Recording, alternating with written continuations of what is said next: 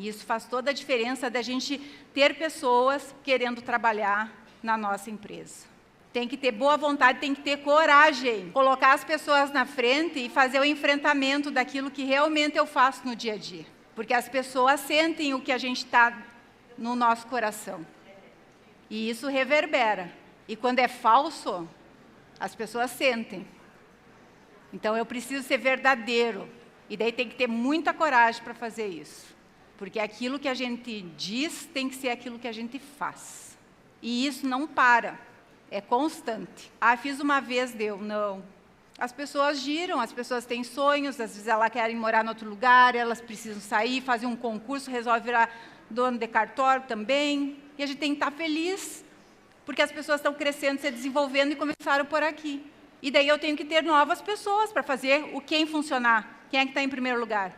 O cartório. Ele que manda. Então, eu tenho que ter pessoas disponíveis. E quem é titular do cartório está ali ocupando uma cadeira para fazer uma missão. O cartório, ele é de quando? 1942. Quantos titulares passaram por lá? Deveria saber. Vamos fazer essa pesquisa. É importante, é sério isso. Sabe por que é sério?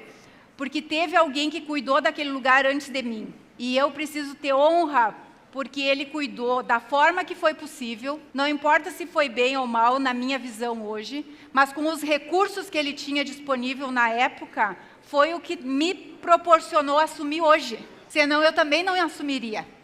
Então eu tenho que ser grata a tudo que passou. E vocês estão ocupando uma posição hoje que daqui a um tempo vocês não vão ocupar mais, porque a gente não é eterno, e vai deixar para alguém dar continuidade, porque o cartório vai continuar.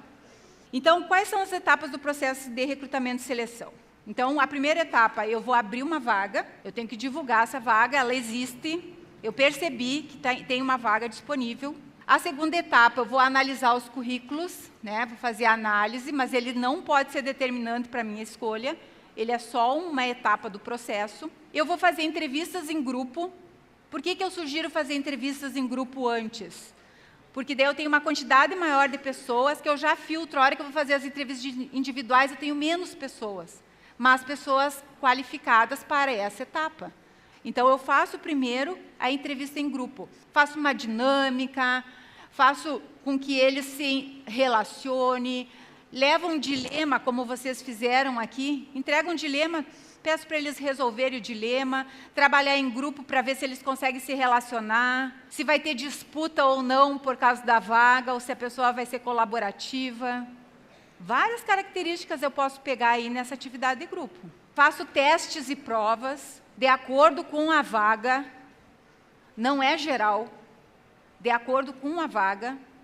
Eu preciso testar, checar se a pessoa tem algum conhecimento específico que eu precise, alinhamento de valores, daí eu vou checar através de entrevistas se a pessoa está alinhada aos valores do cartório, se ela é dedicada do jeito que eu preciso, se ela é colaborativa do jeito que o meu cartório precisa, se ela é posicionada em busca de metas, que é o que eu preciso no meu cartório, de acordo com a vaga, de acordo com o meu relacionamento de cultura. E faço um onboard eficiente, que é aquela integração lá que a colega falou. Ele tem que ser eficiente. Ele tem que ter as etapas do onboard. Não pode sentar do lado do colega que vai fazer a mesma coisa. Senta aí e executa, né, Dani? Que é o que a maioria faz. Senta aqui do lado e faz. Eu tenho que ter etapas. As pessoas têm que conhecer o cartório, têm que saber o que é cartório, que tem diferença entre registro de imóveis, registro de protesto, tabelionato de protesto, registro civil, tabelionato de notas. Quantas pessoas vão lá no teu cartório, Tiago, para registrar filho? Registrar imóvel? Daí tu manda, não, é lá no andar de cima, moço, né? Encaminha. Mas as pessoas, a população não sabe, imagina o colaborador, você vai saber. Agora tem aquele colaborador que chega no onboard e já estudou o cartório, já entrou no site, já viu o LinkedIn, já pesquisou não sei o quê. É uma pessoa interessante para o cartório ou não? Ah, é. Já criou fit ali, ó, com os valores. Quero uma pessoa assim. Tiraram fotinho? Então, essas etapas aí para vocês realizarem o recrutamento e seleção lá no cartório. Então, A cada etapa, a gente vai eliminando algumas pessoas, vai filtrando, né? Vai passando a peneira. Os que ficarem pelo meio do caminho, a gente já vai despachando para o mercado. E aqueles que a gente acha que podem continuar no processo, vão para a próxima etapa, que é fazer provas. Então, sempre o funil, a boca é maior, tem mais gente, e cada etapa vai descendo no funil, vai reduzindo a quantidade de pessoas, até que fique uma ou duas pessoas, que é de acordo com a quantidade de vagas que eu tenho disponível lá. E no processo de abertura de vaga, ideal é usar o tráfego pago nas redes sociais para divulgação. Quem aqui usa tráfego pago? Quem é aqui que sabe o que é tráfego pago? Para quem não sabe, e não julgo vocês, porque estava comentando com os meninos, com os guris, que o primeiro curso que eu fui de mídias sociais, 2019, falavam em lead, falavam em pitch, eu digo, que isso? Me deu uma dor na minha cabeça. E hoje é o nosso dia a dia, é o nosso palavreado na área de marketing de vendas. Então, tráfego pago, eu vou lá no Google, tenho uma conta, eu pago lá um valor e ele distribui mais rápido para as pessoas com o perfil que eu quero que eles distribuam. Mesma coisa no Instagram, mesma coisa no Facebook. Então, é um investimento que eu coloco lá e ele distribui aquela informação para as pessoas que têm o perfil que eu selecionei. Né? Por exemplo, eu quero só advogados, então tem um filtrinho lá que eu coloco advogados e eles recebem.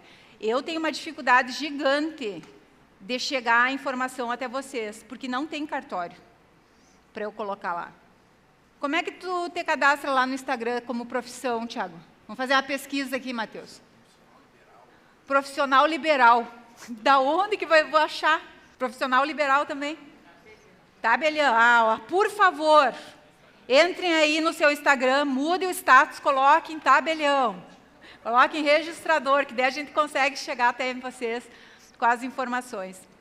Mas é isso, é uma forma de a gente divulgar as vagas. E nas entrevistas individuais, quais as perguntas fazer? Então, visão de futuro e autoconhecimento. Então, quais os principais pontos fortes que você possui? Essa é uma pergunta que vocês têm que fazer para a pessoa. O que ela é boa? No que ela se destaca? Quais são os principais pontos de melhoria que a pessoa possui? Daí a pessoa diz assim, eu não sei, a pessoa tem dificuldade de responder isso aqui. Daí eu, Denise, sempre faço a pergunta assim, olha, a gente sempre tem que melhorar, né? Eu, por exemplo, tenho que melhorar um monte de coisa. O que tu acha que tu precisas melhorar? Daí a pessoa fica mais à vontade, menos pressionada.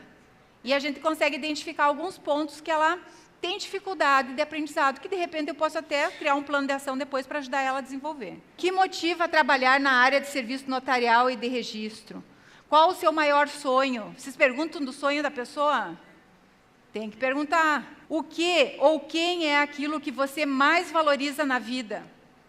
A gente tem que entender o que ela pensa, né? Para ver se está no fit cultural lá que a gente falou. Como você se vê nos próximos anos? Nos próximos 5 a 10 anos, para a gente ver a perspectiva a longo prazo dela. A gente ter essa informação. O que mais? Como você descreveria o ambiente de trabalho ideal para você? Eu quero trabalhar home office uma vez por semana durante 2 horas. É o risco que a gente corre. Mas aí a gente vai perceber se essa pessoa serve ou não serve. Você se considera mais produtivo em trabalhos individuais ou trabalho em equipe? Para ver se ela gosta de trabalhar mais sozinho ou trabalhar em grupo. Como você lida com as mudanças e adaptações no meio de trabalho? Mudança acontece ou não acontece? Lá na Chai acontece todo dia.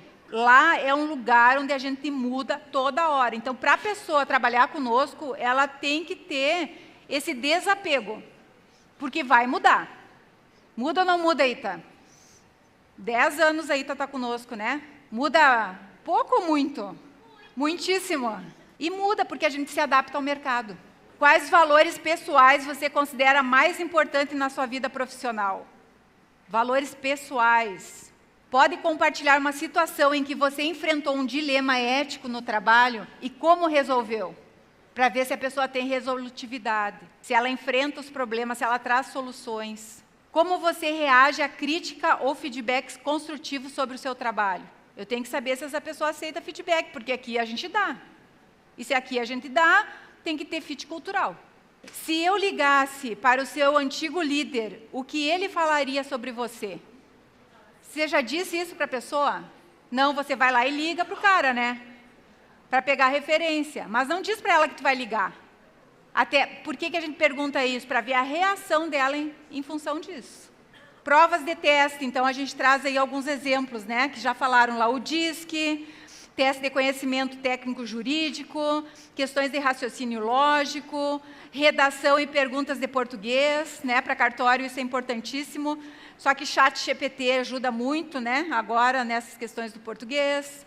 Atividades práticas, dar ao candidato um documento oficial e pedir que ele encontre os erros formais, né? A gente faz o teste. Atividades práticas, criar um cenário de atendimento a um cliente exigente e avaliar a resposta do candidato. Vocês têm clientes desafiadores?